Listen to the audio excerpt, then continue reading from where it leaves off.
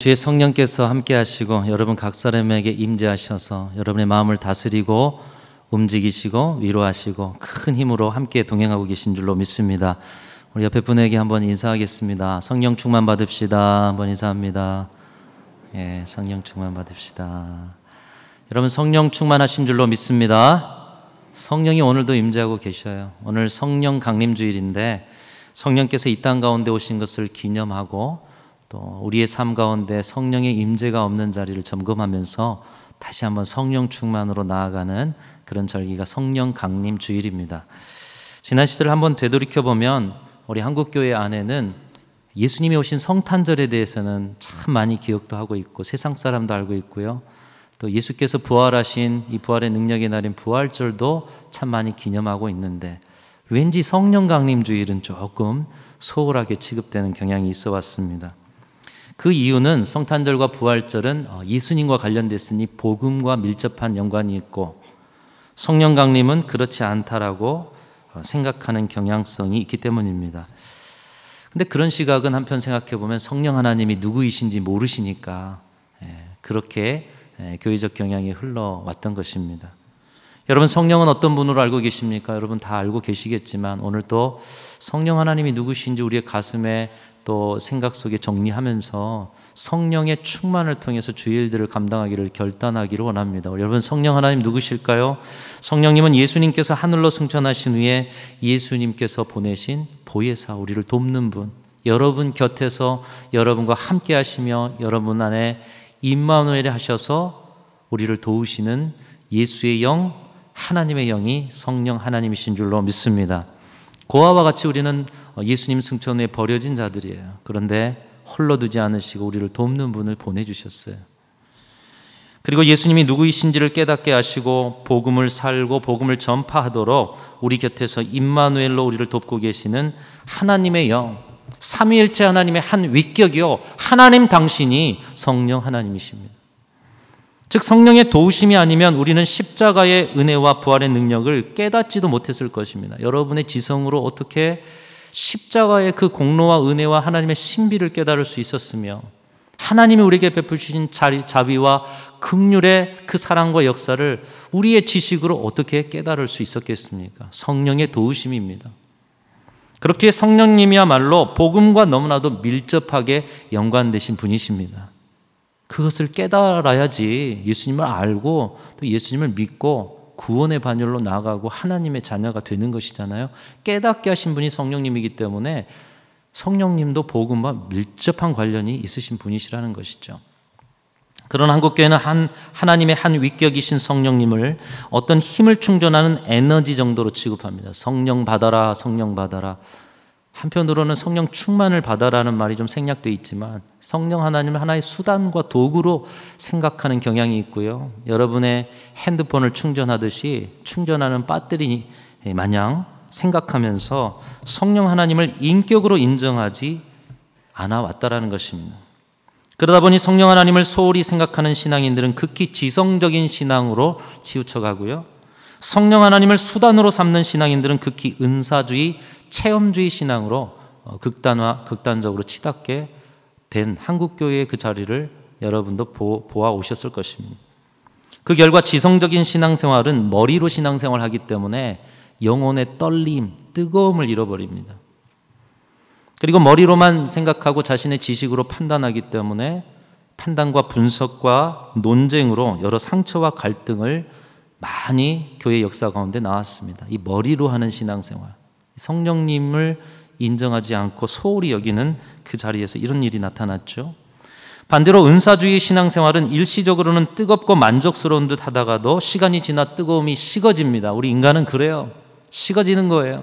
그래서 다시 새롭게 하고 다시 새롭게 해야 되는 것이죠.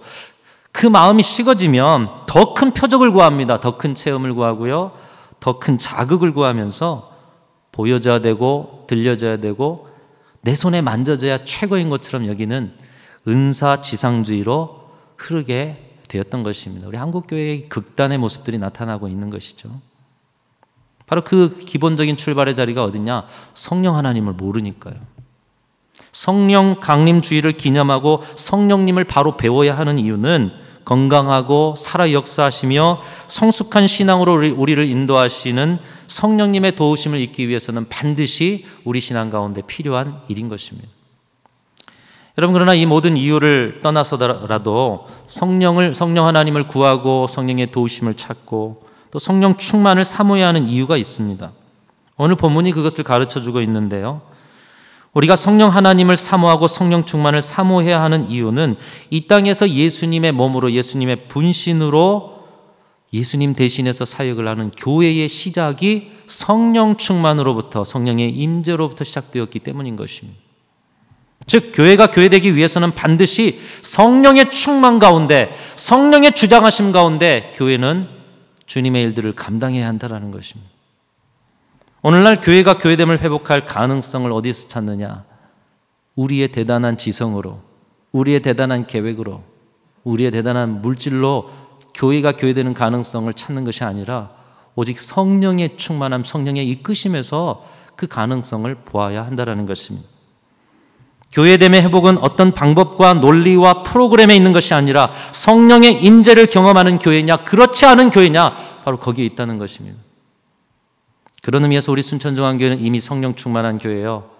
반드시 성령의 충만함을 날마다 공급받는 그런 교회가 되실 수 있기를 주님의 이름으로 축복합니다. 이미 말씀드린 선교적 교회 비전도 결국 성령 충만으로부터 시작되고 있어요. 성령의 감동이 있는 교회, 성령의 운행하심이 있는 교회, 성령의 어루만지심이 있는 교회, 우리가 이끌어가는 교회가, 우리가 생각하는 교회가 아니라 성령이 가르쳐 주시는 그 교회, 그 교회를 세워가는 것이 선교적 교회의 비전인 것입니다. 여러분, 이것은 비단 교회됨의 일만이 아닙니다. 여러분의 신앙생활과 가정과 사회생활 속에서도 성령의 충만과 성령의 임재는 너무나도 중요한 일입니다. 제가 이것을 생각하기 위해서 몇 가지 질문을 던져볼 텐데요, 혹시 여러분에게 속한 것이 없는가 한번 생각해 보시길 바랍니다. 여러분은 주님을 위해서 열심히 일해 오셨을 것입니다. 10년, 20년, 30년 그 이상도 일해 오셨을 것이에요. 근데 지난 시간 내가 하나님 앞에 이룬 일을 돌아보니 별반 대단한 일도 없고, 그나마 그것들도 마음에 들지 않아서 혹시 여러분 신앙적 회의가 여러분의 마음에 드신 적이 있으십니까? 최근에 느껴지기를 하나님을 향한 열정이 사그러들고 힘은 점점 없어지고 몸은 노곤하고 도무지 해소가 안 되는 피로감 때문에 괴로움을 당하고 있지는 않으십니까? 갈수록 쉽게 화를 내고 사람들에게 대해서 환멸을 느낄 때도 종종 있고, 그 어떤 일을 처리해도 어려운 것 같고, 가까운 신앙의 형제 자매들과도 점점 멀게만 느껴지는 그런 자리는 없으십니까? 주님이 주신 기쁨보다는 나 자신도 어떻게 설명할 수 없는 우울감과 침체된 느낌들로 인해서 마음이 자꾸 가라앉고 다운되는 자리가 혹시 있지 않으십니까? 만약에 이런 일들을 여러분이나 여러분 주변에 누군가가 경험하고 있다면 그분은 탈진되기 일보 직전이거나 이미 탈진 가운데 있는 분들일 것입니다.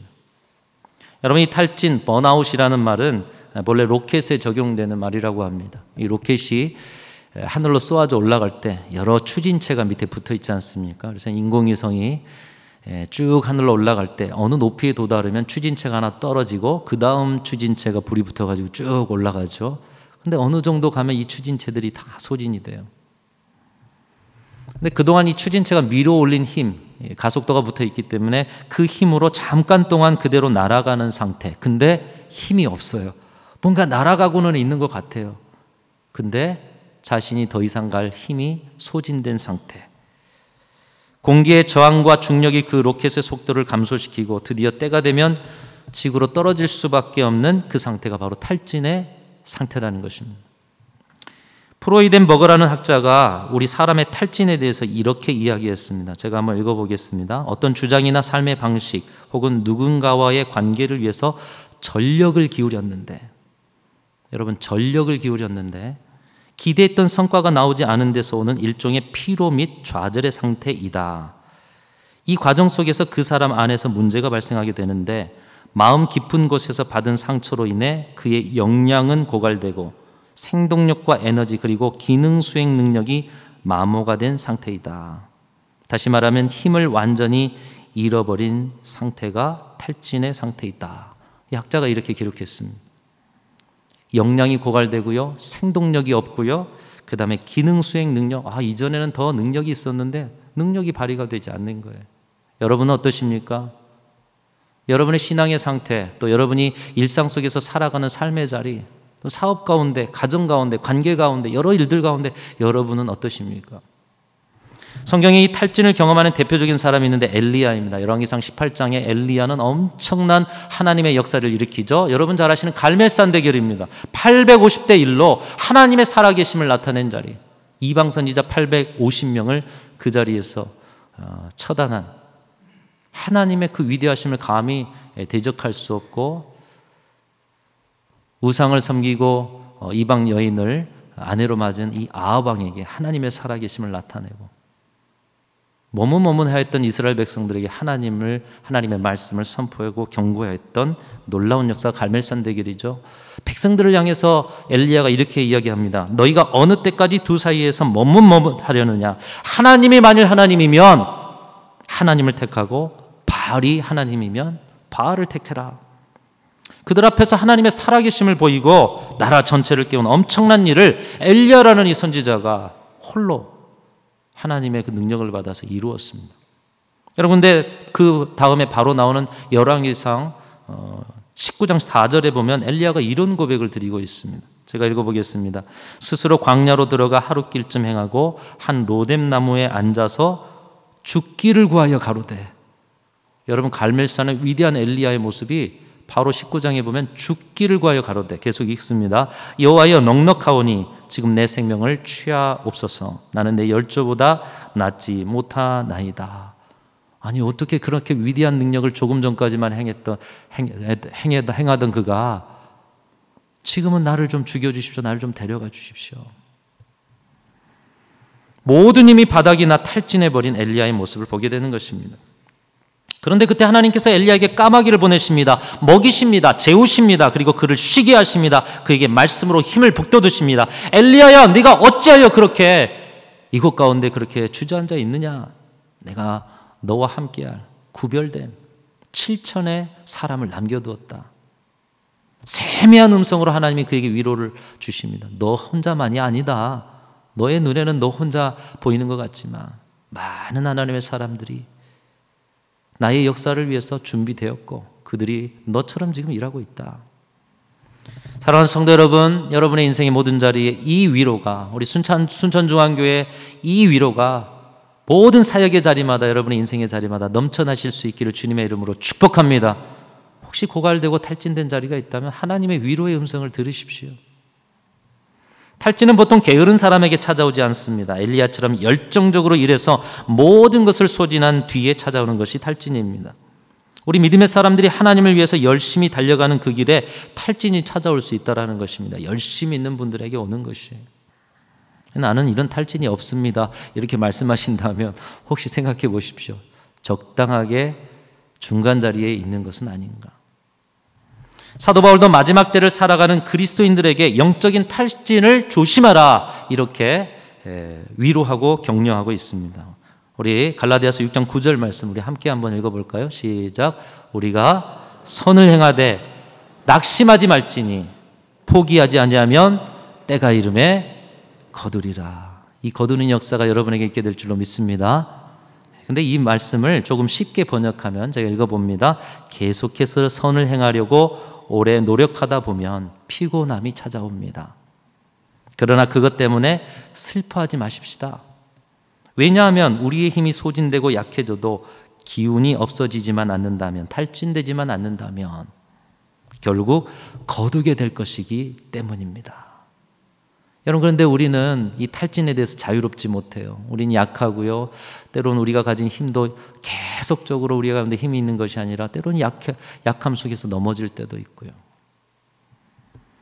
여러 가지 직분을 감당하면서 하나님을 위해서 불철주야 애쓰다 보면 언제나 찾아올 위험성이 있는 것이 이 탈진인 것입니다. 무엇보다 우리가 살아가는 이 시대, 이 사회가 그렇지 않습니까? 경쟁의 사회, 비교의 사회, 상대적 빈곤에서 탈진할 수밖에 없는 사회적 이 구조의 악순환이 반복되는 그런 시대에 우리가 살아가면서 탈진은 우리 일상일 수밖에 없는 것이죠. 여러분, 그럼 우리 약함과 이 사회적 상황과 시대적 상황 속에서 그러면 우리가 어떻게 이 탈진을 극복할 수 있게 되겠습니까? 오늘 본문의 마가의 다락방에도 성령 충만 받기 전에 이 마가의 다락방에 모인 교회를 이룬 그들에게 집단적인 탈진 증세가 나타나는 자리가 아니었을까? 여러분, 우리는 이 말씀을 통해 성령 충만만 기억합니다. 그들이 지금 어떤 고통에 있었는가, 어떤 마음의 상태에 있었는가 별반 중요하지 않고 성령 받는 것만 그렇게 중요하게 여겨요. 근데 그들도 우리와 똑같은 사람들이죠. 성령 충만 받기 전에 그들이 어떤 상태였을까 한번 깊이 묵상해 보시기를 바랍니다. 그들은 엄청난 일을 경험했습니다. 3년 동안 예수 그리스도께서 그리스도의 사역을 시작하실 때 그의 제자가 되고 놀라운 하나님의 나라를 경험합니다. 세상에서 듣지 못한 신비한 하나님의 말씀을 듣고요, 예수님이 가신 곳에서 병자를 치료하시고 죽은 자도 살리시고, 무엇보다도 주님이 가셔서 귀신도 쫓아내시면서 하나님의 나라를 세워가시는 일을 그들의 눈으로 목격을 하게 되는 것이죠. 엄청난 충격을 받았을 것이고 그 충격 안에 제자가 됨을 기뻐했을 것입니다. 그런데 그에 또한 더 큰 충격이 있습니다. 그렇게 따르던 예수님이 십자가에 달려 돌아가셔 버린 것이죠. 아니, 어떻게 그 권능을 행하신 분이 십자가에서 저렇게 무기력하게 돌아가실 수 있단 말인가? 근데 거기에 더 큰 충격이 있어요. 3일 만에 또 그분이 부활해 버리신 거예요. 모든 게 다 충격입니다. 모든 게 다. 그 부활하신 주님께서 40일 동안 이 땅에 계시면서 그들에게 하나님의 나라 일을 말씀하실 뿐만 아니라 나중에 또 주님이 승천하시는 거예요. 여러분, 그 장면 자체도 그들에겐 충격 아니었겠습니까? 그렇게 주님이 떠난 후에 그들이 남았어요.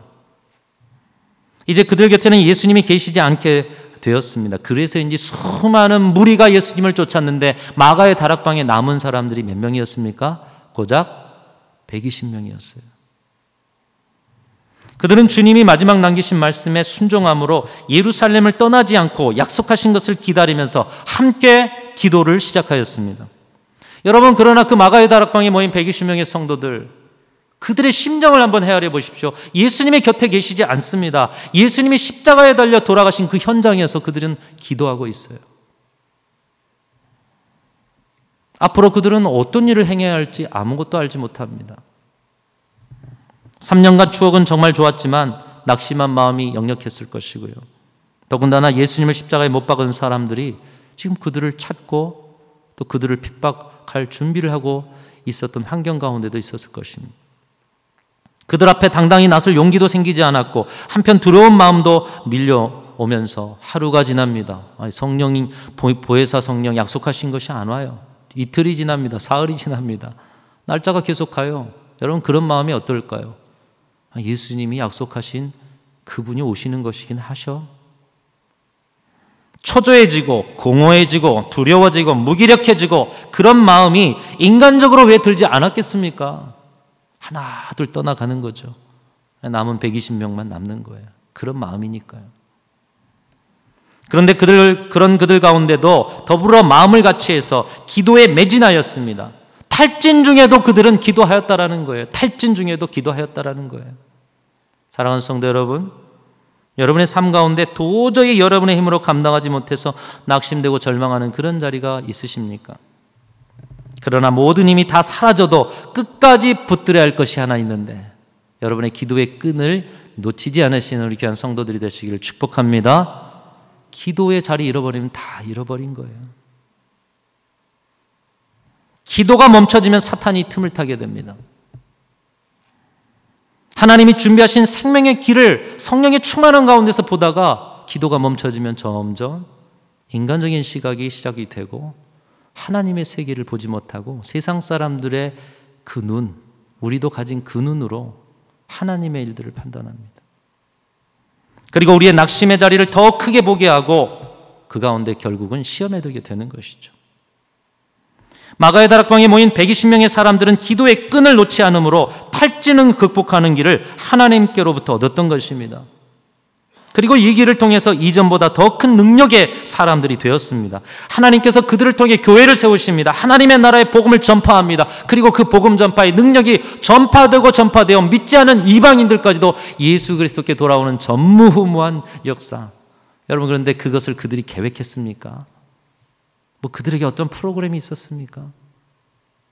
그들에게 대단한 경영과 뭐 제갈공명 같은 그런 책사가 있었습니까? 아무것도 없었어요. 아무 계획도 없었어요. 그들은 단지 기도하였고 하나님께서 그들을 사용하셨습니다. 그들이 이런 능력의 교회를 이루게 될 줄 아무도 몰랐던 것이죠. 그런 그들이 낙심과 절망과 두려움 속에서 탈진의 자리에서 일어나서 새로운 능력으로 회복될 수 있었던 것은 무엇 때문이었습니까? 바로 성령이 임재하셔서 그들을 주장하셨고 성령이 그들을 새롭게 하심으로 그리스도의 분신이 된 교회를 세우게 하셨기에 성령 충만 가운데 그들이 이런 놀라운 능력을 경험하게 된 줄로 믿습니다. 유기성 목사님께서 쓰신 예수 소망이라는 책에 보면 이런 내용이 있습니다. 이 러시아의 선교사님이 간증하는 자리에 가게 됐다는 거예요. 이 선교사님이 간증을 하는 걸 들어봤는데 뭐 이런 일 저런 일 여러 가지 간증의 일들을 많이 이야기하실 줄 알았더니 이분이 그 간증의 핵심이 뭐냐? 우리는 무능력으로 충만했습니다. 이렇게 간증하더라는 거예요. 아니 능력 있게 러시아에서 어떻게 사역했는가 이걸 좀 이야기를 해줬으면 했는데 이 선교사님의 고백이 우리는 성령 충만한 것이 아니라 무능력으로 충만했습니다. 이렇게 먼저 이야기하더라는 거예요. 선교사님이 이렇게 해보고 저렇게 해보지만 모두가 뜻대로 되지 않는 가운데 어느 날 자신이 주님 앞에서 철저히 무능한 자임을 깨닫고 인정했을 때 당신의 계획과 다른 하나님의 역사가 시작이 되더라는 거예요. 이 이야기를 듣고 목사님께서도 함께 깨달았다는 거죠. 우리가 철저히 무능력을 인정하는 자리에 철저히 성령의 충만함을 입게 된다는 것입니다. 사랑하는 성도 여러분, 저와 여러분 모두도 성령 충만의 능력을 덧입기를 주님의 이름으로 축복합니다. 그러기 위해서 우리의 모든 것을 내려놓고 나는 무능력한 자입니다. 모든 것에 무능력 충만입니다. 무능력 충만입니다. 어찌할 수 없는 그런 연약한 자입니다. 여러분 이것을 고백하며 성령의 도우심을 구할 수 있기를 바랍니다. 이 마가의 다락방이야말로 무능력이 충만한 자리였습니다. 탈진의 공동체였습니다. 오직 자신을 일으키실 분은 하나님이시오 우리 예수님이신데 예수님 곁에서 떠나셨고 보혜사 오신다는데 그런데 여전히 주님 저희는 무능력 충만입니다. 어찌할 수 없습니다. 이것을 고백하면서 기도에 힘썼더니 성령이 오셔서 그들에게 충만으로 성령이 주신 권능의 사람들로 세워주셨다는 것입니다. 여러분 그러면 도대체 성령님은 누구이시고 성령께서 오시면 어떤 일이 일어납니까? 세 가지로 여러분 아시는 것을 다시 한번 정리하시면서 무엇보다 우리가 성령의 능력을 이렇게 입고 살아야 할 것입니다. 첫 번째로 성령님은 위로하시는 영인 줄로 믿습니다. 위로하시는 영이에요. 오늘 장로님 기도하시면서 그 위로의 성령을 구하셨잖아요. 요한복음 14장에 보면 예수님께서는 성령을 보혜사라 말씀하셨습니다. 파라클레토스라는 그런 헬라어인데요. 이 파라클레토스는 본래 변호사나 중재자를 뜻하는 법적 용어였다고 합니다. 파라클레토스. 우리를 대변해 주는 사람. 우리의 삶에 있어서 우리를 좀 좋은 길로 이끌어 주는 사람. 또 위로하는 사람. 그래서 이 성령님은 도우시는 분이십니다. 성령님은 우리를 상담해 주시고 우리를 위로하시는 분이시다. 이 의미가 포함되어 있는 것이 파라클레토스. 인간을 향한 성령님의 입장과 사명과 사역을 한마디로 잘 정리해 둔 단어인 것이죠. 위로의 영 성령. 예수님께서 성령님을 소개하면서 이 단어를 쓰신 것은 성령님께서 여러분을 변호하고 계시다는 것입니다. 여러분을 중재하고 계시고요. 여러분의 삶을 너무나도 잘 아셔서 여러분을 위로하시는 분이시라는 그 말씀을 예수께서 가르쳐 주신 것이죠. 오늘도 우리의 아픔을 아십니다. 말할 수 없는 탄식으로 우리를 위해서 기도하고 중보하실 뿐만 아니라 여러분의 그 아픔을 아시기 때문에 여러분 곁에서 위로하시는 분이 우리 성령 하나님이신 줄로 믿습니다. 절망과 낙심과 무기력에 빠져있는 마가의 다락방이 기도 가운데 이 충만한 은총의 자리, 기쁨의 자리로 바뀌었어요. 탈진의 공동체가 기쁨의 공동체, 능력의 공동체로 바뀌었습니다. 위로가 충만한 천국의 자리가 되었어요. 무엇 때문에요? 성령이 오셨기 때문에.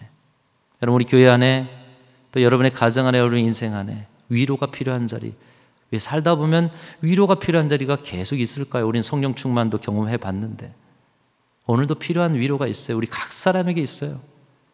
저와 여러분 모두가 위로의 영 성령으로 충만하셔서 오늘 또 세상에 없는 하늘의 위로로 힘을 얻고 다시 일어서는 놀라운 일이 있으시기를 주님의 이름으로 축복합니다. 두 번째로 성령님은 깨닫게 하시는 영이십니다. 오늘 말씀 바로 다음에는 14절부터 보면 베드로의 설교가 나오죠. 오늘 말씀과 함께 이 말씀들을 보면 베드로가 솔로몬 행각에서 말씀을 선포하죠. 이 예루살렘에서 말씀을 선포합니다. 여러분, 베드로는 어떤 사람이죠? 어부로서 뼈가 굵은 사람. 물론 베드로의 지식과 경험이 얼마 정도 되는지는 잘 모르겠습니다만은 수제자로서 참 열심을 가졌고 그 수제자로서 예수님의 말씀을 곁에서 들었습니다만은 사실 예수님이 살아계실 당시, 이 땅에 계실 당시에는 이 베드로가 두각을 나타내지 못했어요. 그것은 그가 어부였기 때문에. 한편 무식한 또 여러 부분에 있어서 율법이나 신앙적 지식이 정리가 안 된 사람이었기 때문에. 그런 그가 오늘 구약의 말씀을 인용하면서 예수님께서 왜 인류의 구세주이신지, 왜 약속된 메시아이신지를 예루살렘에 있는 경건한 자들 앞에 설교를 하는 거예요. 어부로만 살았던 그가 설교를 하고 있어요. 수많은 예루살렘 사람들 앞에. 그런데 말씀 보면 설교문을 2박 3일 작성했다, 아니면 강사로 초청된 자리이기 때문에 강사로 준비됐다, 이런 말이 없어요. 오직 성령께서 임재하시고 성령의 충만을 받고 그는 외쳤습니다. 어떻게 보면 조금만 실수하면 유대인들이 눈을 부릅뜨고 그 실수를 찾아서 예수님처럼 십자가에 못 박으려 하는 그런 자리 아니었겠습니까? 근데 그 자리에서 실수 없이 오히려 그들이 어찌할꼬 하며 예수께로 돌아오는, 그래서 교회가 세워지는 놀라운 그 중심에 베드로가 사용됐던 것입니다. 여러분, 성령께서 임재하시면 모든 지혜와 지식이 열려지게 되는 줄로 믿습니다.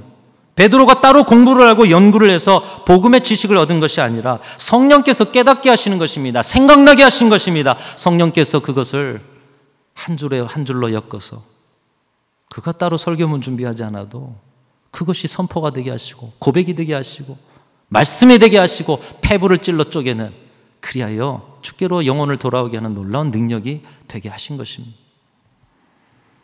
여러분, 예수를 믿는 것도 세상의 논리와 지식으로 우리는 예수를 믿고 있지 않습니다. 여러분이 가진 지식으로, 여러분이 가진 경험으로 내가 그래 어느 정도 배웠으니까 이 성경을 좀 깨닫고 예수 믿게 되었지. 아닙니다. 일자 무식이어도 성령이 역사하시면 예수 그리스도의 십자가의 능력이 깨달아지고 주께로 나오는 것이에요. 지성이 열리는 것이죠. 고린도전서 1장 18절 말씀에 그러죠. 십자가의 도가 멸망하는 자들에게는 미련하는 것이요. 오늘날 세상의 지성인들이 십자가의 도를 멸시합니다. 많이 배웠다고 십자가의 도가 깨달아지는 것이 아니에요.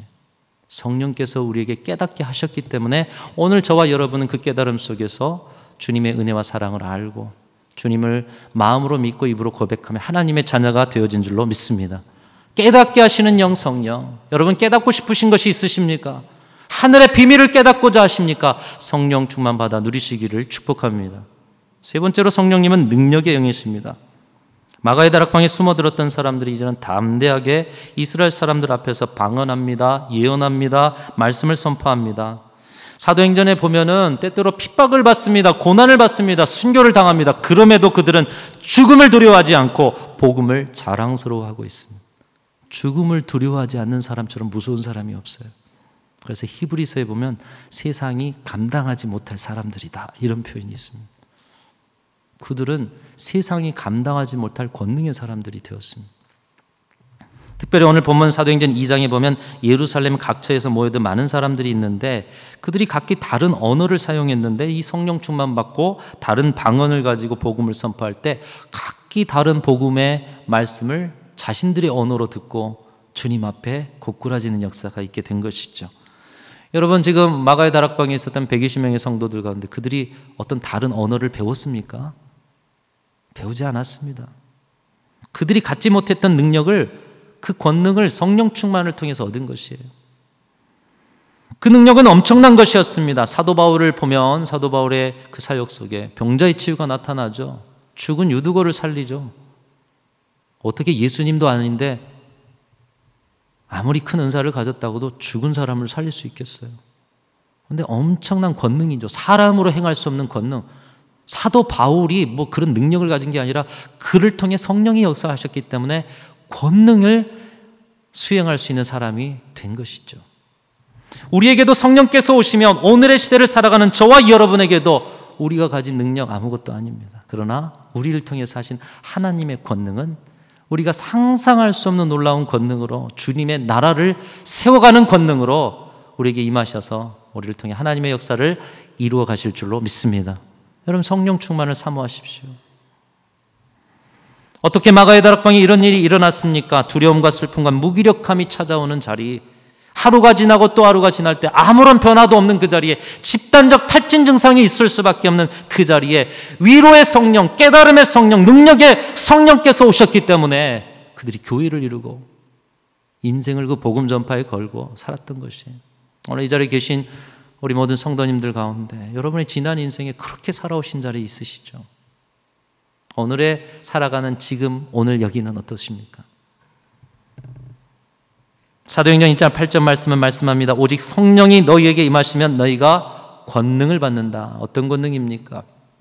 단단하고 상실된 마음이 성령이 오시면 부드러운 마음이 되고 충만한 위로로 가득 차는 것입니다. 깨달아지지 않던 것들이 깨달아지게 되고 인생의 지혜를 넘어서서 하늘의 지혜가 깨달아지게 되며 은사가 개발되고 능력이 생겨서 여러분 스스로 가진 여러분의 삶의 영역을 넘어 하나님이 지정하신 큰 사람으로서 일들을 감당하게 되는 것이죠.